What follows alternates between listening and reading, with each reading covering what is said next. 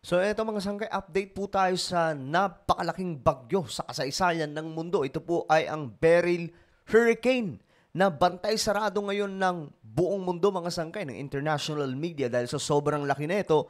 At ngayon nga mga sangkay, tumama na po ito sa Jamaica. At ngayon titingnan po natin kung gaano nga ba katindi ang pinsala.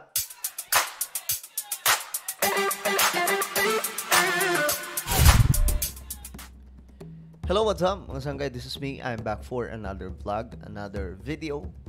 At ito mga sangkay, tingnan po natin itong weather update regarding po sa pinakamalaking bagyo ngayong taong 2024 at nabibilang na po ito mga sangkay sa mga malalaking bagyo na tumama sa ating mundo sa kasaysayan. Okay? Ngayon mga sangkay, ilang araw na po itong bumabaybay sa karagatan mga sangkay at may mga dinadaan ng mga island o mga bansa, no? Ngayon, tingnan po natin kasi tumama na po ito, naglandfall na po ito doon po sa Jamaica. Tingnan po natin kung ano nga ba ang naging resulta kasi grabe yung preparation mga sangkay ng mga taga roon. Talagang yung halimbawa, yung mall nila, nilagyan po ng mga bakal mga sangkay at kung ano-ano pang mga proteksyon, no, sa kanila mga kabahayan. At marami po ang nag-evacuate for safety lang. So ngayon, tingnan po natin. Anyway, bago tayo magsimula, subscribe po muna yung ating YouTube channel. Ayan po, 1.24 million subscribers na po tayo dito sa YouTube. Marami po tayo ng parami. Congratulations po sa ating lahat. So nag-upload po tayo dito ng mga mahalagang impormasyon katulad po nitong topic natin. Kaya naman kung hindi ka po nakakapag-subscribe at gusto mo mapabilang sa mahigit 1 million dito sa YouTube, then click the subscribe down below, click the bell, and click all. Sa mga nanonood naman sa Facebook, i-follow nyo po yung ating Facebook page. At eto, sundan nyo lamang po ako sa mga nanonood sa Facebook. Kagaya ng nakikita nyo sa screen, may makikita po kayong 3 tuldok. Sa mga nanonood lamang po ito sa Facebook, may makikita po kayong 3 tuldok bandang itaas sa video na to. Pindutin nyo po yan, tapos i-click nyo po yung show more. Kasi may lalabas na show more dyan, okay? I hope na nasundan po ng lahat sa Facebook.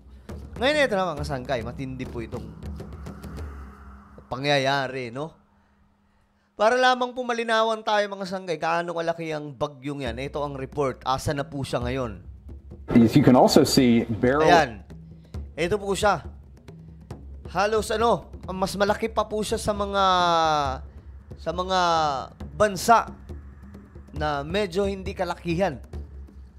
And imagine mga sangkay kung gaano po nasasakop niya. Halimbawa, 2 bansa nasasakop po niya. Tingnan niyo to. Is centered about 265 miles to the east-southeast of Grand Cayman. So the Cayman Islands are sort of next in line for seeing significant impacts. And again, Beryl's moving west-northwest pretty quickly at about 18 miles per hour. So if we look at the forecast, where is it headed next?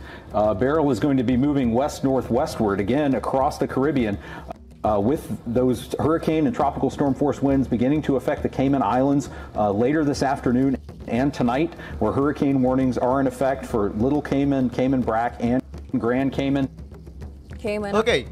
So, ang diretso na po nito mga sangkay sa Cayman Island.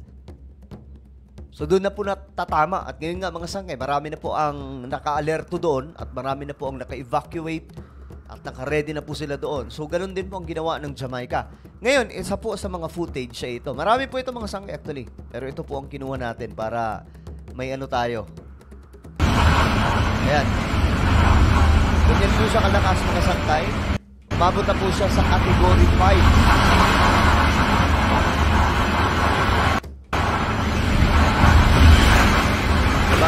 Ganyan po siya kalakas. Again, mga sangkay, nangyayari itong ganitong klaseng mga kalalakas na mga bagyo dahil po sa climate change. Okay? Climate change ang dahilan, ang ugat, mga sangkay, bakit nangyayari ito ngayon? Mga devastating event dulot po ng weather. Itong ganitong klaseng mga weather event ay hindi na po basta lang, normal mga sangkay, kundi ito po ay dulot ng climate change. Dahil talagang lubhang mayroong ang ating mundo ngayon may depekto na dapat ng action. Dapat matugunan po ng mas mabilis na action mula po sa world leaders. So ayan, nakikita na po natin ang ebidensya mga sangkay ng climate change. Ito ay mga patikim pa lang mga sangkay. Wala pa po ito sa mas pinaka-matindi. Mga darating na mga buwan, araw, taon, mas lalakas pa po ang mga ganitong klaseng event. Sumisipol yung hangin no?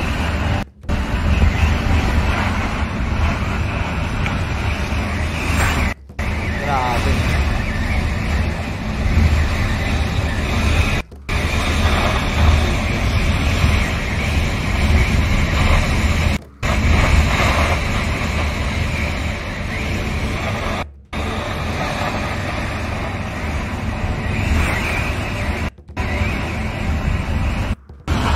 Okay, so yan po yung tawag dito.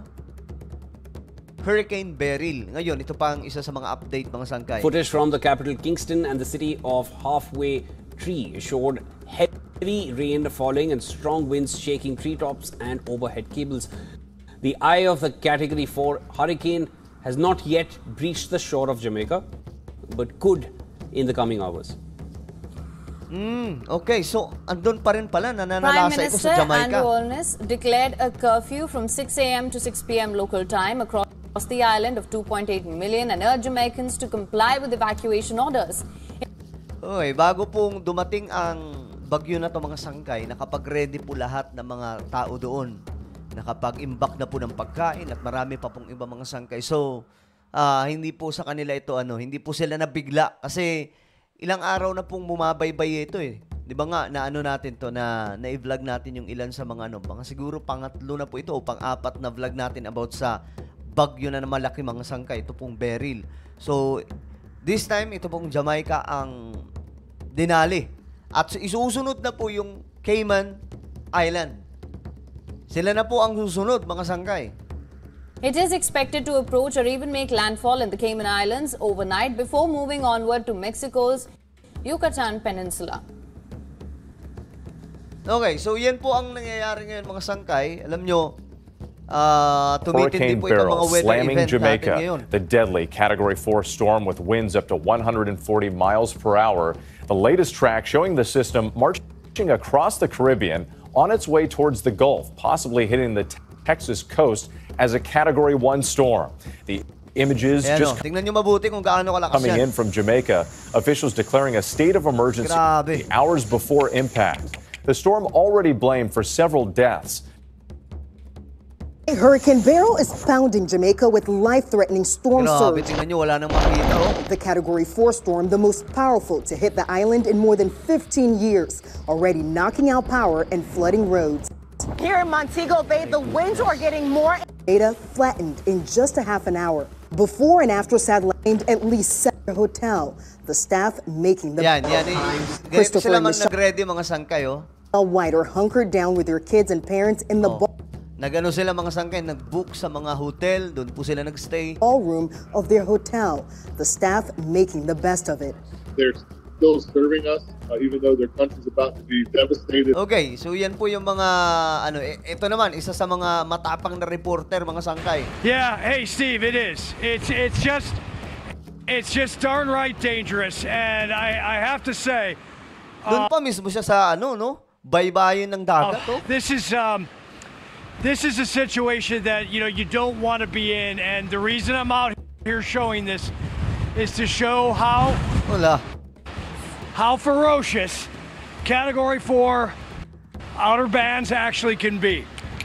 These have got to be 90-mile-an-hour gusts that are coming in, and that's why I've got one leg up, one leg down, ready to boogie if this gets too intense here. But this is the most intense scenario we've seen. I just went up to see. Okay, so I hope na okay lamang po sila doon. So subukan po nating tingnan din ang mga kalagayan pa ng ibang madadaanan, In the hallways. Kung mayroon pa tayong time mag-vlog kasi ang dami po talagang topic na pwede nating ilabas dito. So hindi man pwedeng puro ganito na lang, puro itong bagyong Beryl. You're experiencing I do as it comes across those and tomorrow Grabe. we're gonna have na makita mga sangkay. a mess. And for the people who live here that are Okay. So again, yan po ang nangyayari mga sangkay sa lugar na ito. Nananalasa nga po itong Beryl, itong bagyong Beryl. So, mga sanggay, wag na po tayo magtaka. Dadating at dadating po ang mga araw, buwan, taon na mas lalala po itong sitwasyon, mga sanggay, dahil po sa climate change.